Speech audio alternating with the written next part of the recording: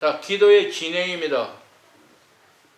앞에 것, 이제 이 과의 핵심은 기도의 진행이니까요. 이렇게 기도에 진행할 사람들은 이런 앞에 이런 준비가 사실상 있어야 한다는 거고, 첫째, 충분히 이해하고 기도해라. 그냥 내가 기도하면 주여, 나 간상이 이렇게 싶습니다. 하나님 하나 되기 원한다. 나 하나님 하나 되기 원한다. 그냥 하나 되기 원한다 해서 그냥 오늘 기도하면 그렇게 되는 걸로 생각하지 말아라. 거기까지 이르는 데는 많은 훈련이 필요하다. 이 사실을 충분히 이해하고 기도해라 이겁니다. 자, 단숨에 달리려 하지 말고 먼저 책을 천천히 읽어가시기 바랍니다. 충분히 이해가 될 때까지 읽어 내가 설명이 가능하도록, 가능할 때 다음으로 넘어가야 한다. 이제 기도 진행을 어떻게 하느냐, 간상기도 요령을 충분히 책을 통해서 외워 익히라 이거예요. 그게 어려우니까 나와서 배우는 거예요. 그렇게 해서 익히고 난 다음에 하는데, 내가 이것을 어떻게 이웃에게, 다른 사람께 간상기도 요령을 설명할 수 있도록까지 공부해라 이겁니다. 그러면은 자연적 내가 이 기도하는데 다른 사람 도움 없이 내가 기도해 나갈 수 있다. 많은 사람들이 자기가 남에게 설명도 할 줄 모르면서 기도하고, 그러다가 야 간상기도 어떻게 하면 뭐 나도 몰라라든가 뭐 적당히 우물우물하는 경향이 많습니다. 여기 상담 오는 사람들께 물어보는 경우가 대환인데요. 자기는 간상기도 했다고 하지만 사실은 묵상도 못하고 있는 경우 태반입니다. 그래서 야 이거 어떻게 하면 좋냐, 처음에는 처음에는 묵상기도를 가르치고 묵상과 간상을 같이 가르쳤는데요, 묵상 빼버렸던 것입니다. 왜? 어차피 그래서는 안 되겠다는 생각이 들어서 간상기도를 가르치기 시작했던 거예요. 자, 내가 설명할 수 없다면 이해하지 못한 것입니다. 기도도 마찬가지입니다. 거기다 1 하고 동그라미 한번 써보세요. 기도 요령을 다른 사람이 설명할 수 있도록 숙지하라. 그리고 2, 처음에는 몇 번이고 기도 요령을 습득하도록 수련해라. 3, 그 후 조용히 절차에 따라 기도를 하다 보면 성령님의 인도가 있을 것이다. 성령님을 신뢰하고 성령의 기도에 맡기시길 바랍니다. 이렇게 해서 내가 기도를 절차에 따라 할 수 있으면 그냥 성령님께 맡기라는 거예요.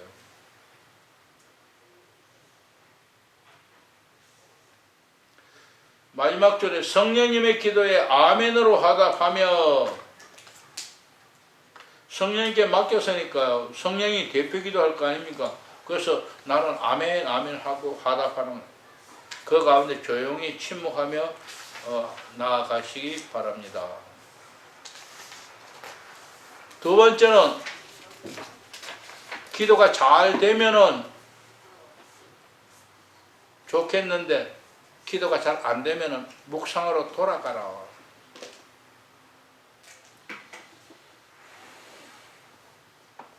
열심히 성경 읽고 묵상에 오신 분들은 묵상기도를 건너 관상기도로 바로 가도 좋습니다. 그러나 기도가 마음먹은 대로 잘 안 되거든 다시 겸손하게 묵상으로 돌아가십시오. 그래서 1번과 위와 같이 묵상기도로 시작해라. 3, 처음부터 묵상에서 시작해라. 왜 집에서 처음 시작하는 사람들에게 하는 이야기입니다. 그래서 뭐냐, 여기 오면 하루 종일, 그리고 며칠이고라도 설명을 해서 간상기도 할 수 있도록 도와주는 거예요. 네 번째, 관상 시기가 오면 묵상을 버려라. 묵상을 한다고 해서 끝까지 묵상만 하고, 묵상하다 묵상이 하기 싫어지거나, 그 다음 묵상을 하려고 해도 묵상이 안 되거나 할 때는 관상기도로 넘어가라.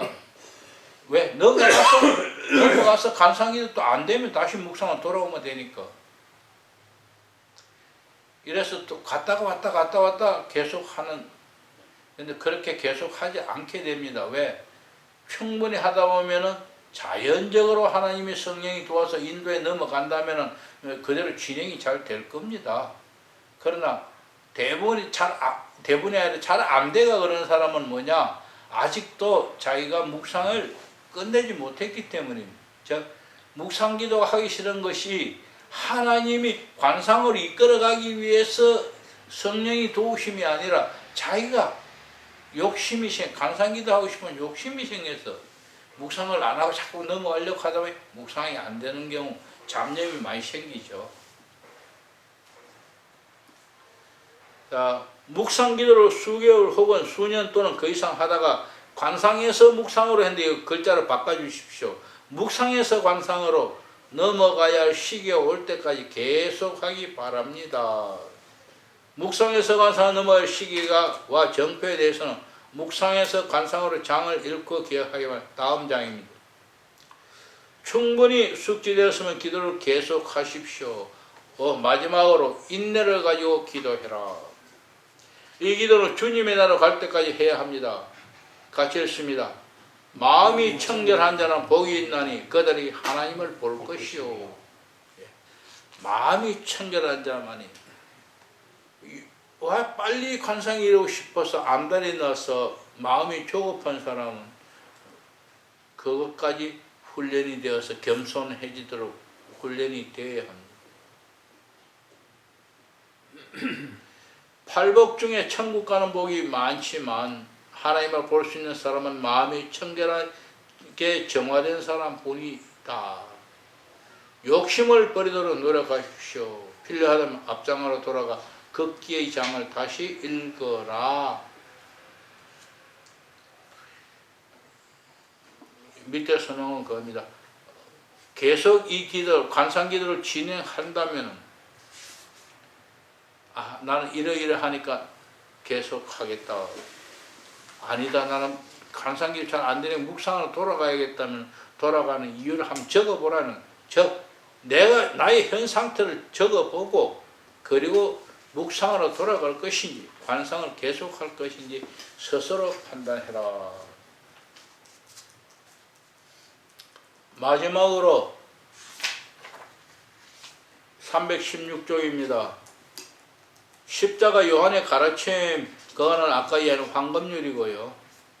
6번 주님의 은혜 원총이 충만하기를 빕니다. 하나님과 하나됨에는 또 깊이가 있다. 그래서 까불지 말아라 이런 이야기죠. 하나님과 하나 되는 데도 깊이가 있다. 야, 한 번 처음 했다고 나 이제 하나님과 하나 됐어. 그러지 말아라. 왜? 십자가 요한의 아빌라티에서 말하는 것은 영적 약혼, 영적 결혼 그렇게 표현한 그 십자가 요한 더 정확하게 관상의 시작, 일치의 시작이라고 표현. 그래서 경험이 됐다 안 됐다 하면서 관상기 일치의 시작을 하고 그러다가 관상이 잘 되면서 영적 약혼에 이르고 더 심취해서 영적 결혼에 이르며 더 나아가서 변화하는 일치에 이른다. 이거 가까이 다 거기도 깊이가 다 다르다 하는 것을 이야기합니다. 그렇다면 우리는 지금 어느 단계에 와 있겠나 스스로 생각하면서 일생 동안에라도 내가 여기서 일생 동안에도 노력해서 관상에 이를 수 있다면 하나님과 동행할 수 있다면 그대로 동행해서 천국 갈 수 있다면 얼마나 좋겠습니까? 많은 이 아니라 어떤 목사님들은 강단에서 설교하다 죽기를 원한다는 사람이 있더라고요. 목사님도 그래요? 그러다가 강단에 직사하면 어떡하려고? 그런 분 우리 선배 가운데 있었어요. 강단에서 설교하다 직사하는 것은 하나님 뜻이라고 생각하지 않습니다. 그걸 통해 하나님의 영광을 받으시겠습니까? 그 예배가 엉망진창이 되어버리는데 만약 그럴 정도가 되더라도 하나님은 예배 마치도록 인도할 겁니다. 근데 설교를 하다 그냥 푹 주저앉아. 그건 본인과 가족의 창피죠. 그러니까요. 물론 그렇게만 할 수도 없어. 하나님 또 혹시 거기를 통하여 무슨 뜻이 또 있는지도 모르죠. 그러나 은연중에는 또 그렇게 생각해 볼 수 있을 것입니다.